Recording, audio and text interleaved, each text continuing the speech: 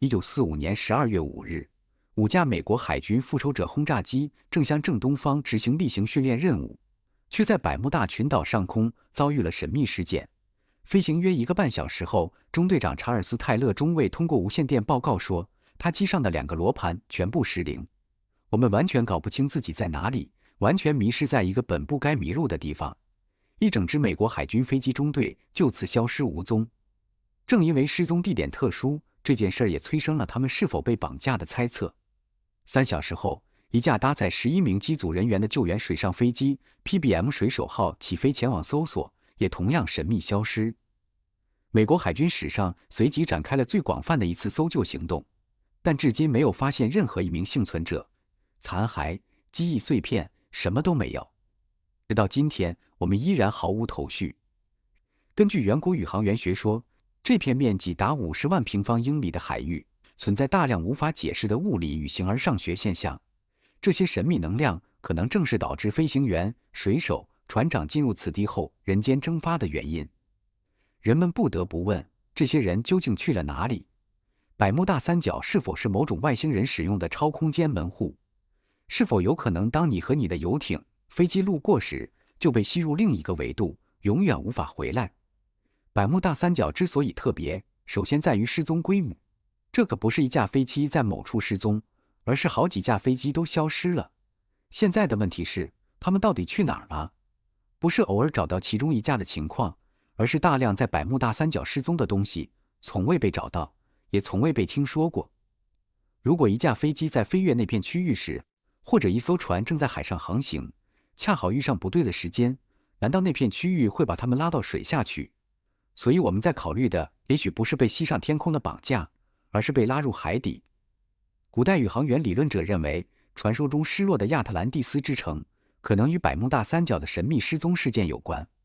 根据传说，亚特兰蒂斯岛曾是一股巨大的古代势力，最早可以追溯到公元前9600年。这个城市当时就已经是个科技奇迹，你可以把它理解成古代的超级高科技都市。但后来不知出于什么原因，有人说是火山爆发，有人说是天灾人祸，总之这座城市就这样彻底消失了。现在我们手上没有任何亚特兰蒂斯留下来的考古遗物，也没人能确定它到底是真实存在还是只是神话。所以有人就开始猜测，有没有可能亚特兰蒂斯当年是被害沉海的，而它的位置恰好就在今天的百慕大区域。所以这也许能解释为什么飞越百慕大三角的飞机或者航行过去的船只会突然出现各种离谱的电子干扰，甚至直接消失得无影无踪。镜头一转，1947年10月18号，苏联境内的奥斯特里奇地区，那里有一个军事航天研发基地，名字叫科斯图尔试验场。那天，苏联科学家成功发射了他们的第一枚远程弹道导弹，其实是改良自德国的 AI-4火箭。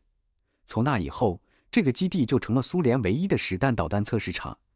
而这也正是后来那个让苏联把第一颗人造卫星和第一位宇航员送上太空的太空计划的起点。不过话说回来，1948年6月19号，这里还爆出过苏联历史上第一次有记录的 UFO 事件。那天雷达探测到一个雪茄形的不明飞行物，那个银光闪闪像极了雪茄的物体直接出现在了试验场的上空，而苏联方面也立刻尝试对它进行拦截。这个事件属于高度机密的案件，我们并不知道全部的真相，但据说他们当时确实击落了这个不明飞行物，不仅发现了残骸，甚至还有一些生物的尸体，以及一些科技设备。这些东西被回收之后，据称被秘密存放在当地的地下掩体里，保存了很多年，并被用来进行逆向工程研究。这起库斯图尔事件发生的时间，大约就在罗斯威尔事件之后不到1年。所以，不仅 CIA， 就连苏联的情报部门 KGB 也对这件事产生了浓厚兴趣。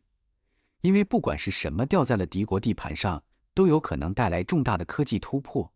当时美国间谍也在千方百计地想搞清楚，到底是什么不明物体频繁飞过苏联的领空。可以确定的是，斯大林本人非常重视这件事，而且我们有证据表明，他确实通过间谍拿到了某些报告。他还亲自质问了苏联科学院的人，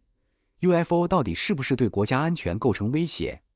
这可不是外行人的八卦，而是国家层面的严肃话题。那如果美国和苏联真的都发现并回收了 UFO， 有没有可能他们在背后就此开始了某种程度的合作？而且你想啊，这两起事件几乎发生在同一年，会不会其实是某种外星议程的一部分？如果外星人的意图是想促成地球上最强大的两个超级大国合作，那他们的目的是不是想让人类明白，我们之间那些人为的国界其实都不重要，